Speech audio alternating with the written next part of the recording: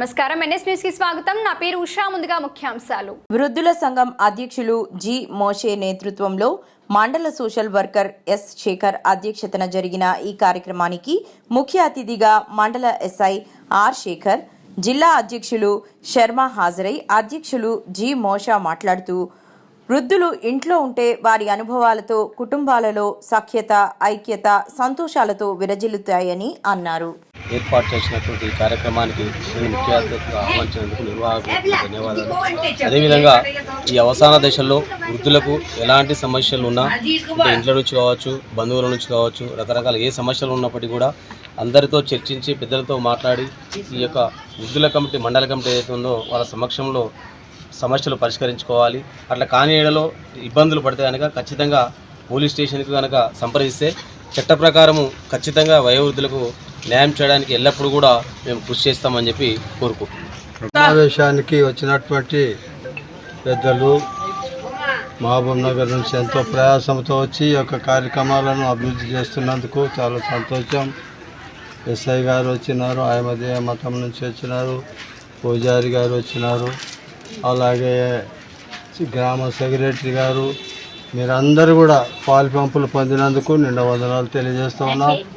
వయోవృద్ధులను ప్రేమించాలి, ఆదరించాలి అనేటటువంటి కార్యక్రమాన్ని ప్రతి సంవత్సరం ఇలాగ జరుపుకోవడానికి మనమందరము కృషి చేయాలని మనవి చేస్తూ ఈ యొక్క కార్యక్రమాన్ని ముగిస్తూ ఉన్నాం.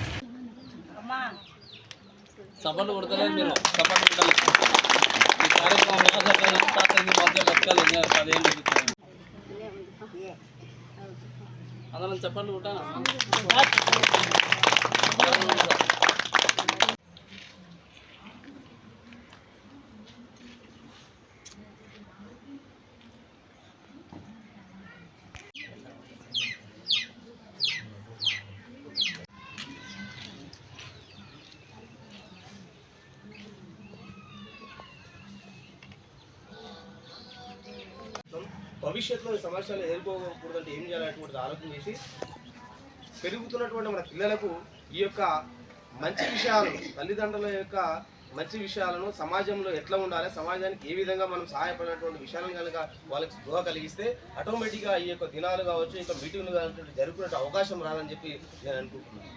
అదేవిధంగా మనం అనుకుంటాం చాలా మటుకు ఇప్పుడున్నటువంటి సమాజంలో ఇదే అనుకుంటాం, తల్లిదండ్రులను దెబ్బేస్తాం. కానీ ఏ ఆస్తులు లేకున్నా, ఏ పైసలు లేకున్నా చిన్న పూరి గుడిసెలు వేసుకొని కారం పొడి తినేటోళ్ళు కూడా పిల్లలు వాళ్ళ తల్లిదండ్రులను చక్కగా చూసుకునే వాళ్ళు కూడా ఉన్నారు సమాజంలో. కాబట్టి వాళ్ళు ఏ విధంగా తయారు కావాలనేటువంటిది మన పెంపకంలోనే ఉంటుంది. కాబట్టి మన పెంపకంలోనే మనం వాళ్ళని సరైన మార్గంలో నడిపించాలి. ఆ సరైన మార్గంలో నడవడానికి మనము వారికి అవకాశాలు కల్పించాలి.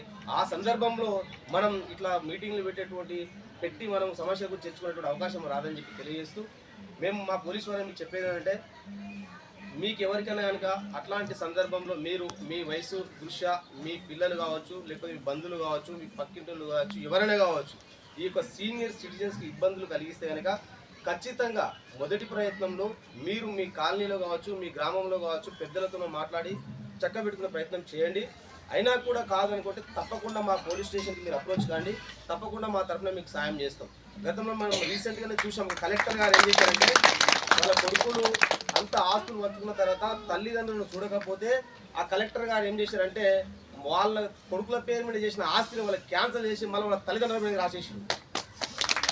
కాబట్టి మీకు కూడా ఏమైనా సమస్యలు ఉంటే తప్పకుండా మా పోలీస్ స్టేషన్ కనుక అప్రోచ్ అయితే చట్టపరంగా ఏం చర్యలు తీసుకున్నటువంటిది మేము ఆలోచన చేస్తాం. ఖచ్చితంగా మీకు అందరికీ కూడా సహాయ సహకారాలు చేస్తాం.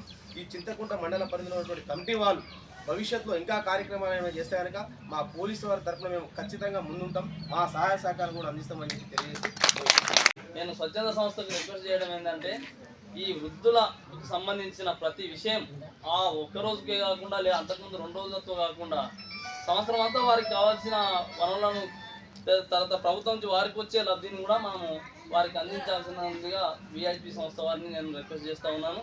ఆ విధంగా ఇప్పుడు మీకు కూడా ఏమైనా లోపాలు ఉంటే, ఇప్పుడు మీరందరూ కూడా మంచిగా ఉన్నారు, మీరు కూడా కుటుంబానికి సహకరించాలి. కుటుంబంలో అందరితో పాటు కలుపుకొని కేటాయించారు. అట్లాగే మన వయోవృద్ధులకు కూడా ఈరోజు కేటాయించడం జరిగింది. ముఖ్యంగా ఇక్కడ నేను చెప్పదలుచుకున్నది ఏంటంటే, మనం అందరము మనకి జన్మనిచ్చిన తల్లిదండ్రులు గుర్తుకొస్తారు. వారు లేకపోతే మనం లేదు. మనకి సమాజంలో పేరు రావాలంటే వారి యొక్క ఆశీర్వాదం ఉండాలి. వారు చేసిన కార్యక్రమాలు, వారు చేసినటువంటి సమాజ సేవ అనేది ఎప్పుడు ముందులో ఉంటాయి. మరి ఆయన ఎవరంటే ఆయన కొడుకు అంటారు, కానీ ఈయన ఆయన తండ్రి అని ఎవరు. అటువంటి గుర్తింపు పొందిన తల్లిదండ్రులకు మనం చేయవలసిన సేవ అనేది చాలా అవసరం, ముఖ్యం. దాన్ని మనం భక్తి శ్రద్ధలతో నిర్వహించాల్సిన బాధ్యత మన మీద ఉంటుంది. వయోవృద్ధులు అనగానే ఇది ఒక శాపం కాదు, ఇది ఒక వరం. సమాజానికి ఇది ఒక వరం. వాళ్ళ జీవితంలో అనుభవాలు అన్నీ క్రోడీకరించి ఏదో క్రమశిక్షణ పద్ధతిలో దాన్ని తీసుకెళ్ళడానికి వాళ్ళు చాలా సహాయం చేస్తున్నారు. కొంత సహకారం కూడా అందిస్తున్నది. మరియు వాళ్ళకు ఏదో ఒక జీవనోపాధి కూడా చూపిస్తున్నది. 65 సంవత్సరాలు దాటిందంటే కూడా వృద్ధులకు పెన్షన్ సౌకర్యం కూడా కల్పిస్తున్నది ప్రభుత్వం. అటువంటివి కూడా చేతకాని సమయం లోపల కూడా ప్రభుత్వం కూడా ఎన్నో సదుపాయాలు కూడా కల్పిస్తున్నది. కనుక అందరూ కూడా ఈరోజు ప్రపంచ వృద్ధుల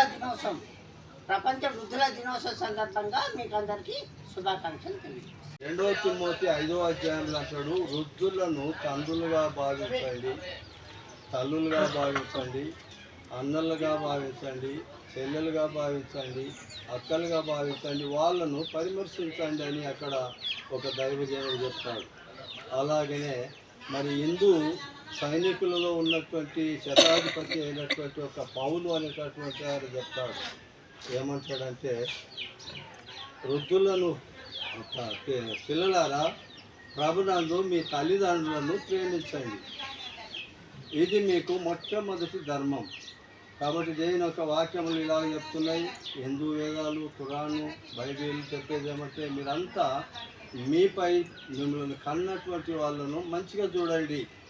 వాళ్ళు లేకుంటే నీకు గౌరవం లేదు, నీకు హోదా లేదు, పలుకుబడి.